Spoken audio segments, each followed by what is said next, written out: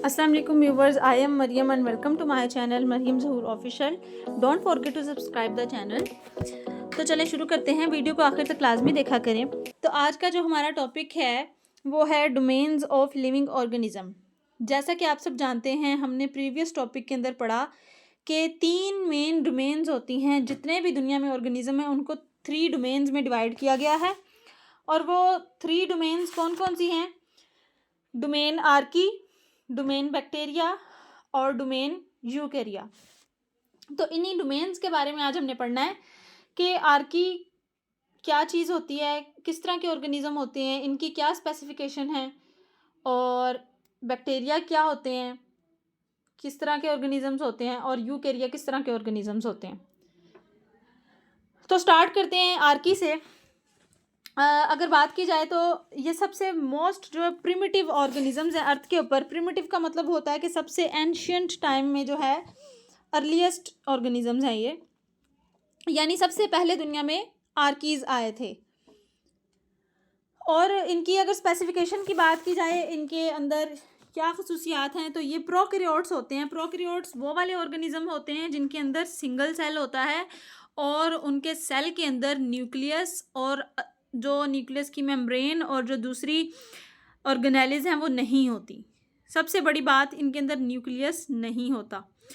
Prokaryotes और eukaryotes के अंदर यही मेन डिफरेंस है कि यूकैरियोट्स के पास न्यूक्लियस होता है और प्रोकैरियोट्स के पास न्यूक्लियस नहीं होता। इसलिए प्रोकैरियोट्स जो होते हैं वो सिंपल ऑर्गेनिजम्स होते हैं, सिंगल सेल के ऊपर बने होते हैं।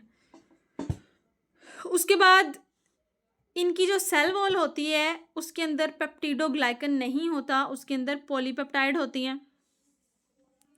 उसके बाद तीसरे नंबर पे ये जो पॉइंट है, इनका जो आरएनए होता है, राइबोसोमल आरएनए। आरएनए बेसिकली जो है वो एनर्जी बनाने के लिए यूज़ होता है सेल के अंदर। वो ज़्यादातर कहते हैं कि यूकैरियोट से मिलता है बजाय बैक्टीरिया के। 4 पॉइंट ये है, their cell membrane contains unique lipids which enable them to live in extreme environments. और इनके सेल मेम्ब्रेन के अंदर इस तरह के ख़ास लिपिड होते हैं जो इनको हर तरह के इन्वायरमेंट में रहने में हेल्प आउट करते हैं, चाहे इन्वायरमेंट गर्म है या इन्वायरमेंट सर्द है। तो उसके बाद आ जाते हैं कि ये खाना कैसे खाते हैं। तो कुछ जो आर्कीज़ हैं वो अपना खाना इनऑर्गेनिक कंपाउंड से जो है ऑब्जर्व कर लेते हैं, जैसे सल्फर और अमोनिया से। और कुछ होते हैं फोटोसिंथेसिस करते हैं लेकिन ऑक्सीजन नहीं प्रोड्यूस करते। अब देखते हैं जी कि इसके पास किंगडम कितने हैं। इस डोमेन के अंदर सिर्फ एक ही किंगडम है, आर्की बैक्टीरिया। आर्की बैक्टीरिया का मतलब है एंशियंट बैक्टीरिया, यानी सबसे कदीम पुराना बैक्टीरिया। कौन कौन से हैं वो बैक्टीरिया? सबसे पहले आता है मेथेनोजन, हेलोफाइल्स, थर्मोफाइल्स और एसिडोफाइल्स। मेथेनोजन नाम से ही जाहिर है वो वाले बैक्टीरिया जो मीथेन गैस प्रोड्यूस करेंगे। हेलोफाइल्स वो वाले जो सॉल्टी इन्वायरमेंट में पाए जाएंगे। सॉल्टी इन्वायरमेंट कौन सा होता है? जो समुंदर का इन्वायरमेंट होता है। थर्मोफाइल्स नाम से ही जाहिर है, थर्म का मतलब हीट होता है, तो यानी जो हॉट इन्वायरमेंट के अंदर पाए जाएंगे वो थर्मोफाइल्स होंगे। और एसिडोफाइल्स जो एसिड इन्वायरमेंट, एसिडिक इन्वायरमेंट के अंदर रहते होंगे, उनको हम एसिडोफाइल्स कहते हैं। तो अब इसका मैं आपको एक रिव्यू दे देती हूँ कि डोमेन आर्की क्या होते हैं। ये जितने भी मैं आपको पॉइंट्स बताऊंगी, ये आपने पेपर में जब भी आपको ये सवाल आए डोमेन आर्की का, तो आपने इनको पॉइंट्स की सूरत में बना के लिख लेना है। पहला पॉइंट है प्रोकैरियोट्स होते हैं ये। दूसरा पॉइंट है इनकी सेल वॉल के अंदर पॉलीपेप्टाइड होती है। तीसरा पॉइंट है जो इनका राइबोसोमल आरएनए है वो यूकैरियोट से रिजेंबल करता है, रिजेंबल यानी कि सिमिलर है, मिलता है उनसे। और चौथा पॉइंट है इनके पास यूनिक लिपिड्स होते हैं, इसी वजह से ये जो है हॉट स्प्रिंग्स में, सॉल्ट लेक्स में और एसिडिक और बेसिक इन्वायरमेंट में रह सकते हैं। पांचवा पॉइंट है कि ये अपनी एनर्जी इनऑर्गेनिक कंपाउंड से ऑब्टेन करते हैं जिनमें सल्फर और अमोनिया आता है। छठा पॉइंट है कि ये फोटोसिंथेसिस भी कर लेते हैं। और सातवें नंबर पे उसकी एग्जांपल्स हैं मेथेनोजन, हेलोफाइल, थर्मोफाइल और एसिडोफाइल्स। दूसरे नंबर पे हमारे पास आती है डोमेन बैक्टीरिया। अब बैक्टीरिया क्या चीज़ होती है, बैक्टीरिया के बारे में स्टडी कर लेते हैं।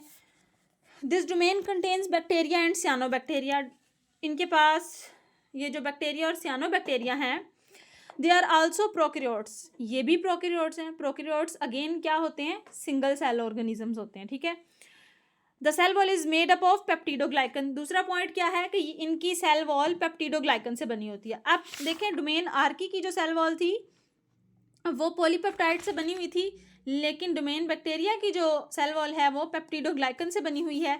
ये आपने याद रखने इंपॉर्टेंट पॉइंट्स हैं, ये एमसीक्यूज में भी पूछे जाते हैं। They are found in all environment including soil, water, air and in the bodies of organism. जो बैक्टीरिया है वो बाहर एक्सटर्नल इन्वायरमेंट में भी होता है और ऑर्गेनिजम्स की इंटरनल इन्वायरमेंट यानी बॉडी के अंदर भी पाया जाता है।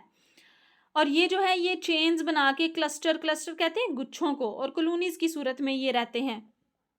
छठा पॉइंट है कि ये हेटेरोट्रोफिक होते हैं। हेटेरोट्रोफिक वो होते हैं जो अपना खाना खुद तैयार नहीं कर सकते, किसी दूसरे से खाना तैयार करते हैं। इसीलिए तो ये ऑर्गेनिजम्स की बॉडी के अंदर लिव करते हैं जाके, ताकि वहां से ये अपना फूड तैयार कर सकें। और इस डोमेन के पास सिर्फ एक ही किंगडम है, वो है यू बैक्टीरिया। यू बैक्टीरिया कहते हैं ट्रू बैक्टीरिया को। अब कुछ बैक्टीरिया होते हैं जो डिजीज कॉज करते हैं और कुछ होते हैं बेनिफिशियल। अब डिजीज कॉज जो करने वाले हैं वो तो बहुत सारे हैं, लेकिन जो बेनिफिशियल है उनका मैं आपको बता देती हूँ कि वो डीकम्पोजर्स होते हैं। Like decomposer bacteria. Decomposer bacteria का क्या काम होता है दुनिया के अंदर, हमारी जो इन्वायरमेंट है उसके अंदर, वो जितने भी हमारे डेड मटेरियल होते हैं, ऑर्गेनिक डेड मटेरियल्स या इनऑर्गेनिक डेड मटेरियल, उनको वो क्या करते हैं, इनगल्फ करते हैं, खाते हैं, उनके ऊपर से अपनी खुराक तैयार करते हैं। और इसी वजह से क्या होता है, हमारे जो इन्वायरमेंट में जितना भी इंसानी डेड मटेरियल है या प्लांट्स का कोई भी डेड मटेरियल है उसको वो खा लेते हैं और हमारा इन्वायरमेंट साफ़ रहता है। ये एक नेचुरल प्रोसेस है, अल्लाह ताला ने इसको बनाया है इसी वजह से कि अगर ये देखें डीकम्पोजर्स नहीं होते इन्वायरमेंट में तो फिर हर जगह इन्वायरमेंट में आपको गंदगी ही गंदगी नज़र आती। और जो भी हम इंसान वगैरह मर जाते हैं या परिंदे मर जाते हैं या समझ ले पौधे डेड हो जाते हैं तो वो ऐसे के ऐसे ही पड़े रहते हैं, उनको खाने वाला कोई नहीं होता। तो इंसान की बॉडी को भी इसीलिए मरने के बाद जो है वो कीड़ा लग जाता है। बेसिकली वो डीकम्पोजर्स ही होते हैं जो उनको डेड मटीरियल को खाते हैं। उसके बाद है domain eukaryote. The domain includes all unicellular and multicellular eukaryotes. Unicellular eukaryotes होते हैं जो सेम सेलुलर होते हैं, सेम सेल वाले होते हैं। मल्टी का मतलब है डिफरेंट, यानी इनके पास सेम सेलुलर भी होते हैं और मल्टी सेलुलर भी होते हैं eukaryotes. They have complex eukaryotic cell with nucleus. जाहिर अब इनके अंदर न्यूक्लियस भी है और दूसरी भी मेम्ब्रेन बाउंडेड ऑर्गेनेलिज हैं, छोटी छोटी ऑर्गेनेलिज समझ लें, उनके सेल के जो होते हैं ना ऑर्गन्स उनको। तो ये एक बड़ा कम्प्लेक्स है इनका सेल होता है। और इस डोमेन के पास कितने किंगडम्स हैं, प्रोटिस्टा, फंजाई, प्लांटी और एनिमेलिया। हमने पीछे भी पढ़ा है, इसके पास 4 किंगडम है, प्रोटिस्टा, फंजाई, प्लांटी और एनिमेलिया। इन चारों के स्पेसिफिकेशन हम नेक्स्ट टॉपिक में पढ़ेंगे। अभी के लिए इतना ही, फिर मिलेंगे एक नए टॉपिक के साथ। अल्लाह हाफिज़।